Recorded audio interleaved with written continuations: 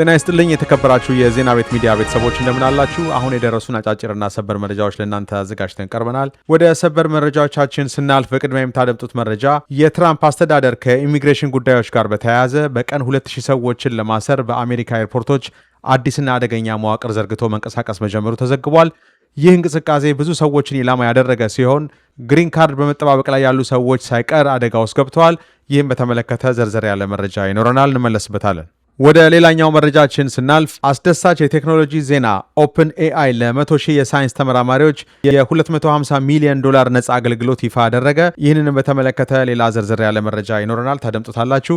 እስከ መጨረሻው አብራችሁን ቆዩ። እነዚህና ሌሎች በርከት ያሉ አጫጭር ሰበር መረጃዎች ታደምጣላችሁ። እንደተለመደው ሁልጊዜም ትክክለኛና ሚዛናዊ መረጃዎች ፈጥነው እንዲደርሷችሁ የዩቲዩብ ቻናላችን ሰብስክራይብ በማድረግና የደወል ምልክቷን በመጫን የቻናላችን ቤተሰብ እንድትሆኑ በአክብሮት እንጠይቃለን። አሁን ወደ መጀመሪያው መረጃችን እናልፋለን።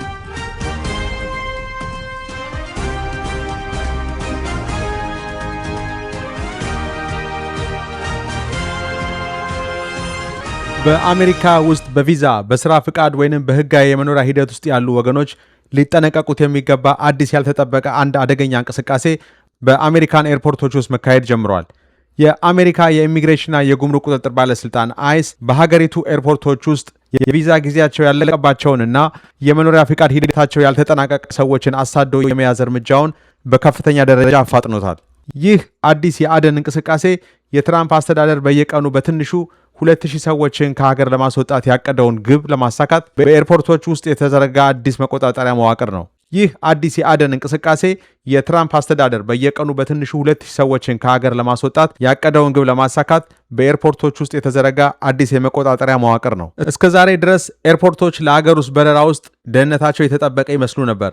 ነገር ግን አሁን አሰራሩ ሙሉ ለሙሉ ተቀይሯል። የትራንስፖርት ደህንነት አስተዳደር TSA የሁሉንም መንገደኞች ስምና የበረራ መረጃ በቀጥታ ለአይስ አሳልፈው መስጠት የጀመረ ሲሆን የኤጀንሲው መኮንኖችም በረራው ከመነሳቱ በፊት የመንገደኞችን መረጃ ከኢሚግሬሽን መረጃ ቋት ጋር በማዛመድ የቪዛ ጊዜያቸው ያለፈባቸውን ሰዎች በቅድሚያ ይለያሉ። በዚህም የተነሳ በረራው ከመነሳቱ በፊት ወይንም አውሮፕላኑ እንደተከፈተ በሩ ላይ በመጠበቅ ሰዎችን በቁጥጥር ስር የማዋል ስራ በተጠናከረ ሁኔታ ቀጥሏል። ከዚህ ቀደም የነበሩ መመሪያዎች ወንጀል የፈጸሙ ሰዎችን ብቻ ይከታተሉ የነበረ ቢሆንም የአሁኑ ጥብቅ መመሪያ ግን የቪዛ ጊዜው ያለፈበት ማንኛውንም ሰው ወዲያውኑ የማሰር እድል ሰጥቷቸዋል። በዚህም ምክንያት ቀደም ሲል በህጋዊና በህገወጥ መካከል በነበረው የሽግግር ሁኔታ ውስጥ የነበሩ በርካታ ወገኖች ለከፍተኛ አደጋ ተጋልጠዋል። ከነዚህም መካከል የኤች1ቢ ስራ ቪዛ ማደሻ ሂደታቸውን በመጠባበቅ ላይ ያሉ ባለሙያዎች፣ የቋሚ መኖሪያ ፍቃድ ወይንም ግሪን ካርድ ማመልከቻቸው በሂደት ላይ ያለ የአሜሪካ ዜጎች ባለትዳሮች፣ ጥገኝነት ጠይቀው ጉዳያቸው ፕሮሰስ ላይ ያሉ ሰዎችና የቀድሞ የተማሪ ቪዛ የነበራቸው ይገኙበታል። ይህንን አዲሱን አሰራር ተከትሎ እንደ ናሽናል ኢሚግሬሽን ሎ ሴንተር ያሉ የኢሚግሬሽን መብት ተሟጋች ድርጅቶች በአየር መንገድ በሚጓዙ ሰዎች ላይ አጣዳፊ ማስጠንቀቂያ አስተላልፈዋል።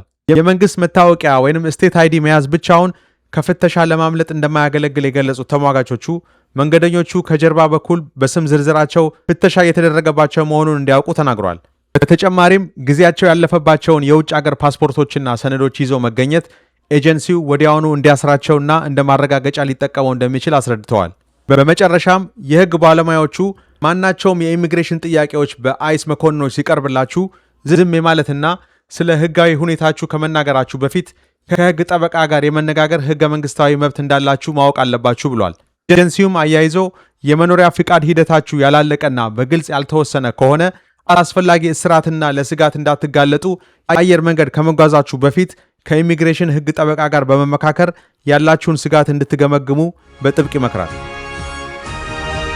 ሌላ መረጃችን ስናቀና የቻት ጂፒቲ ፈጣሪ የሆነው የኦፕን ኤአይ ኩባንያ እስከ 2027 ድረስ ለ100,000 የሳይንስ የሂሳብና የምህንድስና ተመራማሪዎች የላቁ የኤአይ ሞዴሎችን በነፃ የሚያቀርብበትን የ$250 ሚሊዮን ግዙፍ ፕሮግራም ይፋ አድርገዋል። ቻት ጂፒቲ ፎር አካዳሚክ ሪሰርች በተሰኘው በዚህ አዲስ ፕሮግራም የመጀመሪያ ምዝገባ በዚህ ክረምት ወር ለ10,000 ተመራማሪዎች የሚጀመር ሲሆን ሳይንቲስቶች በወር $200 የሚወጣበትን የቻት ጂፒቲ ፕሮ አገልግሎት እንዲሁም በኩባንያው እጅግ የላቀ ሞዴል ያለውን የጂፒቲ 5.6 ሶሎ ፕሮ ለተለያዩ ውስብስብ ምርምሮቻቸው በነፃ እንዲጠቀሙ የሚያስችል ነው። ይህ አዲስ ጥረት እንደ ባዮሎጂ፣ ኬሚስትሪ፣ ኮምፒውተር ሳይንስ፣ ሕክምናና ፊዚክስ ባሉ ሳይንሳዊ ዘርፎች የተሰማሩ ተመራማሪዎችን ያለመ ሲሆን እያንዳንዱ የተመረጠ ተመራማሪ እስከ 4 የሚደርሱ የቅርብ የሥራ ባልደረቦቹን አብረው እንዲሰሩ የመጋበዝ መብት ይኖረዋል። ኩባንያው በይፋ ባደረገው መግለጫ መሰረት በተመራማሪዎቹ የሚፈጠሩ የሳይንስ መረጃዎችና የምርምር ውጤቶች የኤአይ ሞዴሎችን ለማሰልጠን ጥቅም ላይ የማይውሉ ሲሆን ለትልልቅ የቢዝነስ ደንበኞች የሚሰጠውን አይነት ከፍተኛ የመረጃ ሚስጥራዊነትና የደህንነት ጥበቃ ይደረግለታል። ይህ ዕድል ከአሜሪካ ውጭ ላሉ ተመራማሪዎችና የዩኒቨርሲቲ መምህራን ትልቅ የቴክኖሎጂ በር ይከፍታል ተብሎ ይጠበቃል። በዚህ ፕሮግራም አማካኝነት በኢትዮጵያ የሚገኙ የምርምር ተቋማት ከኦፕን ኤአይ የትምህርት ፕሮግራሞች ጋር አባል በመሆን የመመዝገብ ዕድል ያላቸው ሲሆን በተጨማሪም በውጭ ሀገራት ከሚገኙ አጋር ተመራማሪዎች ጋር ቀጥታ ግንኙነቱንና ሐሳብ ልውውጥን ማድረግ እንዲችሉ ዕድል ይሰጣቸዋል። ይህም በታዳጊ ሀገራት ያሉ ተመራማሪዎች የኮምፒውተርና የሱፐር ኮምፒውቲንግ መሰረተ ልማት በሌለበት ሁኔታ እነዚህን የኤአይ ቴክኖሎጂዎች በመጠቀም እንደ ግብርና፣ የጤናና የመድኃኒት ምርምር ያሉ አገር በቀል ችግሮችን በላቀ ደረጃ ለመፍታት ትልቅ አቅም ይፈጥርላቸዋል። በሌላ በኩል ምንም እንኳን በሳይንሱ ዘርፍ ያሉ ተመራማሪዎች በውሳኔው ቢደሰቱም በራሱ በኤአይ ምርምር ማህበረሰቡ ዘንድ ግን የተወሰነ ቅሬታ ቀርቧል። ተቺዎች እንደሚሉት ኦፕን ኤአይ የላቁ መሳሪያዎቹን በነፃ ቢያቀርብም የሞዴሎቹን መሰረታዊ የስልጠና መረጃዎችና ውስጣዊ መዋቅሮችን ማለትም ሞዴል ዌይትስን በቀጥታ ተደራሽ ስላላደረገ ተመራማሪዎች የኤአይ ሞዴሎቹን ደህንነት፣ ስራና ባህሪ በነፃነት ለመመርመር ያግዳቸዋል ሲል ይከራከራሉ። ወደ አጫጭር መረጃዎቻችን ስናልፍ በቅድሚያ የምታደምጡት መረጃ ወደ መጀመሪያው መረጃችን ስናቀና በአሜሪካ የፖለቲካና የጤና ዘርፍ ትልቅ አውሎ ነፋስ ያስነሳ አዲስ ክስተት ተመዝግቧል። በዶናልድ ትራምፕ የመጀመሪያ የፕሬዝዳንትነት ዘመን ዋና የሕክምና አማካሪ የነበሩት ዶክተር አንቶኒዮ ፋውቺ ስለ ኮቪድ-19 ወረርሽኝ አመጣጥ በተካሄደው ውጥረት የበዛበት የሴኔት ምርመራ ችሎት ላይ የቀረቡላቸውን ጥያቄዎች ለመመለስ ፈቃደኛ ሳይሆኑ ቀርተዋል። በችሎቱ ከተነሱት አሳሳቢ ጥያቄዎች መካከል የኮቪድ ቫይረስ ከየት መጣ፣ እንዴት ሊስፋፋ ቻለ፣ አስቀድሞ ለመከላከል ለምን አልተቻለምና የመሳሰሉት ወሳኝ በብዙ ሚሊዮን ሰዎች የሚጠየቁ ጥያቄዎች የቀረበላቸው ቢሆንም ዶክተር ፋውቺ ጥያቄዎቹን ከመመለስ ይልቅ ዝምታን መርጠዋል። ዶክተር ፋውቺ ዝምታን የመረጡት ምስክርነታቸውን በሐሰት ቃል ለመክሰስ ሊጠቀሙበት ይችላል በሚል ስጋት ሲሆን ይህም በወረርሽኙ መነሻና በነበራቸው ሚና ዙሪያ አዳዲስ ጥያቄዎችንና ጥልቅ የፖለቲካ ክፍፍሎችን በድጋሚ አስከትሏል። በሌላ ዜና የዓለም አቀፉ የእግር ኳስ የበላይ ጠባቂ አካል ፊፋ በአርጀንቲና ብሔራዊ ቡድን ላይ መደበኛ የዲስፕሊን ምርመራ መክፈቱን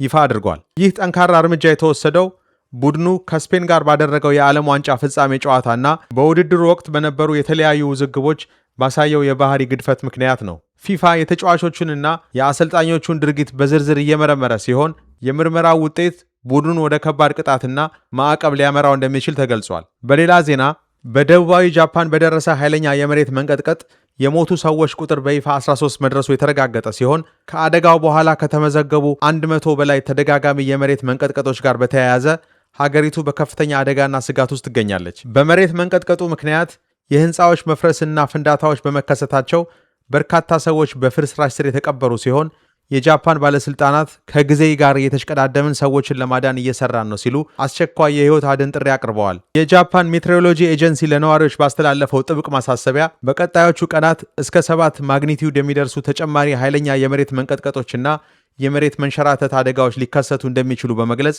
ነዋሪዎች ከፍተኛ ጥንቃቄ እንዲያደርጉ ያሳሰበ ሲሆን በአሁኑ ወቅት ከ260 ሺህ በላይ ነዋሪዎች ከመኖሪያ ቤታቸው ተፈናቅለው ወደ ጊዜያዊ መጠለያዎች እንዲዛወሩ ተደርጓል። በመጨረሻም የሩሲያ የፌዴራል ደህንነት አገልግሎት ኤፍኤስቢ ታዋቂውን የመልእክት መላኪያ መተግበሪያ ቴሌግራም መስራች ፓቬል ዱሮውን በሽብርተኝነት እንቅስቃሴ እጁ አለበት በሚል በይፋ መክሰሱንና በዓለም አቀፍ ደረጃ እስራት ትዕዛዝ ማውጣቱን አስታወቀ። የሩሲያ ባለስልጣናት እንደገለጹት ቴሌግራም የዩክሬን የስለላ አካላት ለቅጥር፣ ለጥቃትና ለሽብር ዓላማ ይጠቀሙባቸው ነው የሚሏቸውን በርካታ አካውንቶችና ቻናሎች ለማስወገድ የቀረበለትን ጥያቄ ባለማሟላቱ ነው። ይህ አዲስና ከፍተኛ ክስ በዲጂታል ይዘት ቁጥጥር፣ በግል መረጃ ምስጢራዊነትና በሀገራት ብሔራዊ ደህንነት መካከል ያለውን ፍጥጫ ወደ አዲስ ከፍተኛ ደረጃ ያሸጋገረው ሲሆን በቴክኖሎጂው ዓለም ላይም ትልቅ የፖለቲካ ውጥረት ፈጥሯል።